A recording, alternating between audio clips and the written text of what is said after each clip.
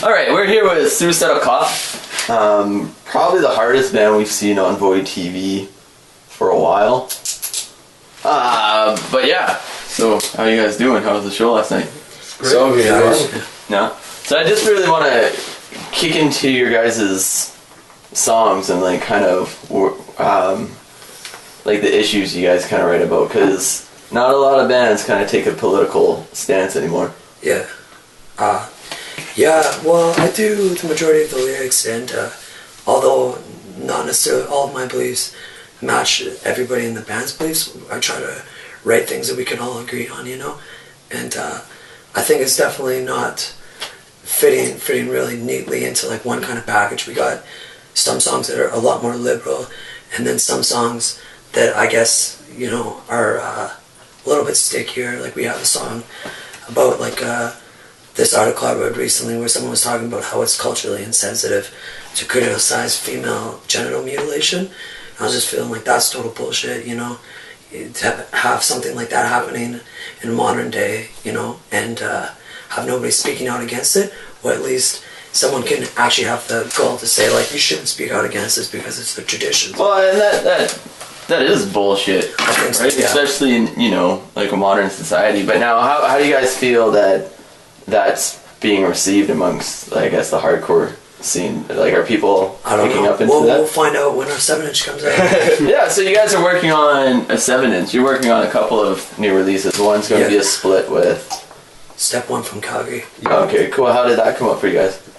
We're just homies with Clayton. Yeah? Just friends with the guys. Oh, right on. They played with us at the Black Dog last night. So. Oh, nice. And that was a pretty good show. Yeah, it was really fun. Best show I've ever played with Sucidal. Yeah. And you're the newest in the group, because you guys have gone through a lot of drummers. Now, why is that? Is that just because you guys burn through drummers? Well, you just can't keep up, or? Our first drummer was like my best friend, and he just worked up north and had to keep on going back to work, and he just said he couldn't do it. So we found this other guy, and he just kind of, he like flaked on some shows, and like just like didn't even say he wasn't coming. He told us he was coming and just like didn't show up, left us there on stage. Like, so we kicked him out, and then we had our homie Justin. He came and filled in for us for a bit until we found Isaac. Yeah. And how are you holding up? You enjoying it? Yeah, it's pretty good. I'm having fun with it. Yeah. It's nice to be in a band that's actually like doing stuff, playing shows frequently, jamming once every 3 weeks. Yeah. And how are you guys finding and playing shows on the local circuit? It's pretty fun. I'm still paying dues right in Edmonton because we're a fairly new band, but starting to pick up. Yeah. Well, what do you mean by paying dues? Like, who the fuck do you gotta pay dues to in Edmonton? I don't know. Just fair is fair, right? You know, you play sort of according to when you started, right? So there's a lot of bands we play with that have been doing it longer than us. You know, maybe have like toured like harder than us, like done more shit than us. So we've been playing earlier on a lot of bills, but we play like in other cities, and it's been really positively received, and it's starting to like get bigger all the time in Edmonton, so it's good. Well, and how's like the Edmonton hardcore scene doing right now? Is it kind of still there? Like, I know like a few years when I was involved with it, it was seeming really strong, but then with like the closure of a lot of all ages venues in town, it seems it's a little shaky right now. It's like all halls for all ages. Yeah, we got like the halls back, so it's good. Yeah, we got halls. It's like for the most part, it's like I said, there's like a lot of division, and there was so it's like you get some people going to these shows, and then like sometimes they won't go, and it just depends on bands playing and other things. But usually it's a fun time. Yeah, shows we go to and like play, have people at, you know, and maybe we play with like bands, like hardcore bands that are a little bit more similar to us, like Rabbit Loss and Dysplasia and Teenage Rampage and Step 1 and stuff. Yeah. Bands like Book of Caverns and Todos and shit, they play their own little shows, and From Within and just like the Avenue scene. Yeah. It's just like totally not connected anymore. Yeah, what's the deal with the Avenue scene? Because there's like Avenue Theater, and it's a really good venue, but it just seems like it's just like all there's just that one music. really tight knit scene around there, and it's really hard to kick into it. Yeah, I don't know. Like, I know Phil. Like, he's a decent guy for sure. We just it's like hard for us to fill a venue like that. Yeah. And I think that's pretty much what it comes down to. It's like hard to play like a bumping shoulder unless you can get 300 kids out. Oh yeah. But now your guys' first show that you ever played was with, I guess, the legendary punk band DOA. So, like, how was that experience, and how necessarily did it all come up? Well, when we were started, you know, because we were jamming for like all summer pretty much before we started, telling lots of people, and then like through like my promotion and everything, like I know a lot of people, so people were talking about it, and it just sort of ended up happening. Yeah. It's pretty good. I don't know. They're like, we didn't really talk to them very much or anything. They're kind of just, they did their thing and played their set. And then you also do a lot of like, you started up like the Clean Up Your Act productions and yeah, Clean Up Your Act productions. I started in 2008. November 26th will be the 100th show I've done.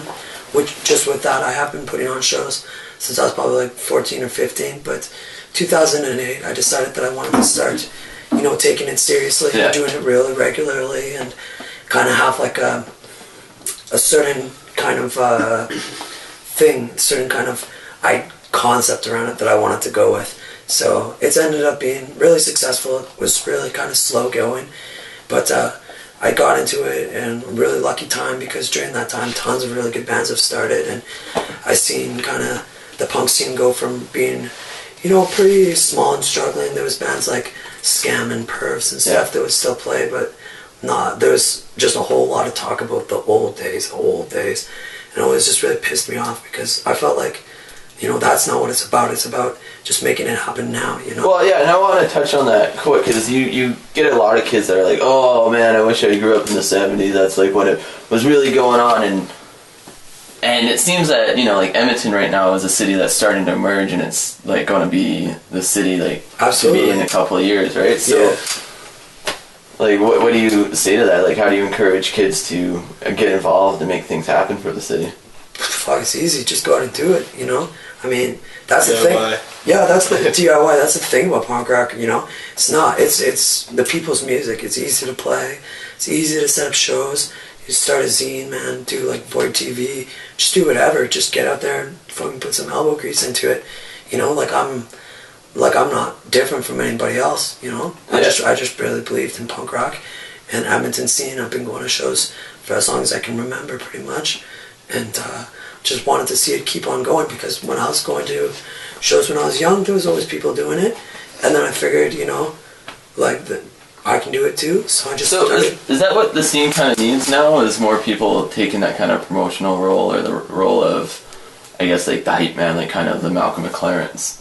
I don't think so. I think that everybody can contribute in their own way, you know, and that it doesn't necessarily have to be promotion, because, you know, that's still good too. You know, people should put on shows, but people also need to do other things, like start like sick bands, and that's a big one. Yeah, start zines would be really nice. In Edmonton, we have, you know, a couple here and there, but it'd be nice to have something more consistent. Book like out of town bands, let bands crash at their house, make like scrumptious vegan cookies, all sorts of stuff, you know? Yeah, so as a band, where do you guys think the city's going to be in the next couple of years? I don't know, it kind of goes like up and down. Right now it's kind of like really just kind of keeping pace with itself. It wasn't, but it was like over the summer. So, and like a lot of things slow down in the summer, and in winter it should pick up, I think. Yeah, I think it's going to be a pile of flaming ash after 2012, personally. Yeah?